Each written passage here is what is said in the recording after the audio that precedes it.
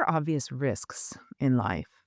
Touching a hot stove, driving too fast, spending money you don't have. And then there are quieter risks, the kind that look like politeness, like kindness, like being agreeable, the risk of apologizing for existing. Welcome back. Today, I want to talk about the risk of self-erasure, especially for girls and women with ADHD. Because the most dangerous patterns don't always look dangerous when they start.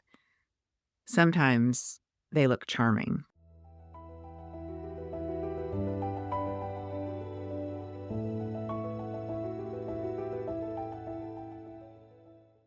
Last weekend, my daughter and I drove to a nearby town to enjoy one of the first warm days we've had in months. There was a sidewalk sale in the downtown, charming boutiques, friendly shop owners, that particular kind of small town hum that feels like relief after a long winter. We didn't need anything. We weren't shopping for a purpose. We were wandering. She is my favorite person on the planet. She is witty, whip smart, deeply funny, and profoundly humble. Having a daughter has been the greatest gift of my life. Watching her grow, especially knowing her brain works like mine, is both awe-inspiring and sobering.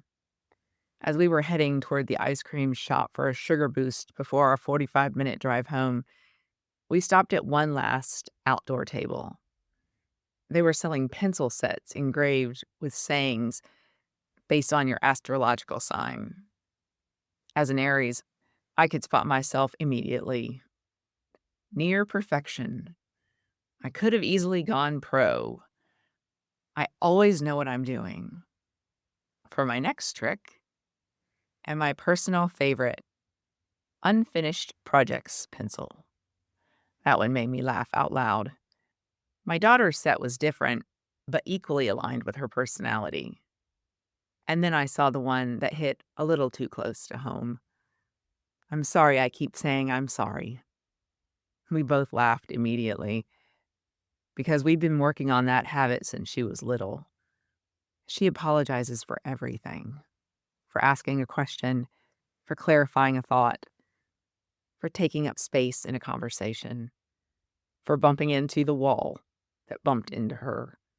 Over the years, I've reassured her hundreds of times. You don't have to apologize for that. You're allowed to say what you mean. You're okay. She's improved tremendously. But sometimes she still trips over herself to say sorry before she even finishes her sentence. We bought 2 packs of the pencils because we both love a good writing tool and because humor makes truth easier to hold. But that phrase stayed with me. I'm sorry I keep saying I'm sorry. It sounds cute on a pencil. It doesn't look cute long term. When you grow up with ADHD, especially as a girl, you internalize correction early. Too loud, too emotional, too distracted, too intense, too much. Even when no one says those exact words, you feel them. So you soften, you adjust, you apologize. You begin to assume that if something feels off, you're the one misreading it. That is where the risk lives. Because when you don't trust your own perception, you override it. And when you override it often enough, you'll lose access to it. An unnecessary apology may seem harmless, but over time it morphs. It becomes staying quiet when something feels wrong, accepting behavior that makes you uncomfortable, overgiving to earn approval, confusing endurance with strength. If that pattern isn't interrupted with positive affirmation, with consistent reminders that you are allowed to trust your own thoughts and opinions, it compounds. And compounded self-doubt is harmful. ADHD-related demoralization thrives in that soil. Because when you already question your executive function, your memory, your emotional regulation, it doesn't take much for you to question your judgment too. And if you can't trust your judgment, you become easier to influence, easier to persuade, easier to use. I look back at my own life and see how often I defaulted to compliance instead of objection. Not because I was weak, because I had already internalized that I was wrong more often than I was right. So when something felt uncomfortable, I assumed it was my interpretation that needed correction, not the situation. That's the long-term version of, I'm sorry I keep saying I'm sorry. It becomes, I must be overreacting. I probably misunderstood. I don't want to cause a problem. The risk isn't just emotional, it's relational, professional, financial, psychological. It shapes who you align yourself with. It shapes what you tolerate. It shapes how much of yourself you give away. That's why I buy the pencils and laugh. But I also pay attention because I don't want my daughter growing up into a woman who apologizes for clarity. I want her to know you are allowed to take up space. You are allowed to disagree. You are allowed to trust your instincts. You are allowed to object. Not aggressively, not defensively, confidently. The world does not need her smaller. It needs her intact.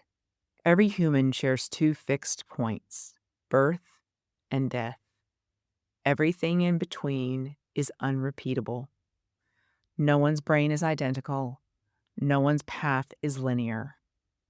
We talk about these things, the over-apologizing, the self-doubt, the adjustment, not because we want to dwell in the negative, but because naming them lowers the risk.